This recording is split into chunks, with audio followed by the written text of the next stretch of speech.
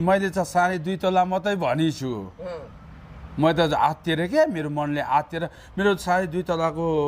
मेरो 2.5 तोला भने अब निवेदन लेख्न त जानु पर्यो निवेदन लेख्न जाँदाखेरि त अब निवेदन लेख्न गएँ 3 कुन्नेमा पहिला 100 नम्बरमा फोन गरेँ 100 नम्बरले भन्नुभयो सेम्बुमा जानुहोस् सेम्बुले भन्नुभयो 3 कुन्ने जानुहोस् अनि 3 कुन्ना गइसकेपछि अनि ओ भाइरल आयो भने पुलिसहरूले अनि भनिसकेपछि ल यसलाई थुन्न पर्छ भन्नुभयो मलाई त डर पनि लागेको छ नि अनि थुन्न त होइन उनीहरूले मजाक गरे नि मजाक गरे अनि थुन्न पर्यो भन्यो साँच्चीको हो कि खेका भने म अन्यायमा परेको छु के थुन त भन्ने गइसकेपछि एउटा निवेदन लेखिदिनुहोस् भने अनि ल एउटा निवेदन लेखिदिनुहोस् भन्यो अनि त्यो सरले निवेदन लेख्नुभयो ल नम्बर लिनु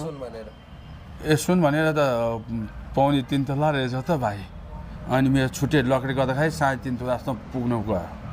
2.5 तोला चाहिँ तपाईँले आवेगमा आएर भनेको नि अनि राजकुमार दाईलाई चाहिँ राजाको भन्दा त आफ्नो सिक्रीको पो बढी माया रहेछ भन्नुभयो क्या धेरैले हो होइन म दुईजनाकै माया सिक्रीको पनि माया छ राजाको पनि माया छ दुइटै माया थियो अब तपाईँ एउटा राष्ट्रवादी मान्छे जुन एउटा जब सिक्री हराउँदा नि रुन पर्छ पहिला हाँसेको मान्छे भने क्या धेरैले यो यस्तो हुँदो रहेछ नि त टेन्सन हुँदो रहेछ नि त बाबु बहुत टेन्सन हुँदो रहेछ बहुत टेन्सन अब म रुन्न भने नि रुनु पर्ने अवस्था आउँदो रहेछ बाबु अब खाइ नखाइ गरेर जुन तपाईँले जोड्नु भएको सुनको सिक्री चाहिँ हरायो विदेशमा गएको थिएँ अलिअलि कमाएर लिएर आएको थिएँ हरायो अनि तपाईँ खासमा त्यो सिक्री चाहिँ गाइकन गएको भयो नि हुन्थ्यो त्यस सिक्री के देखाउन जानु पर्थ्यो र भिडभाडमा पनि भने क्या होइन देखाउन नि होइन कहीँ होइन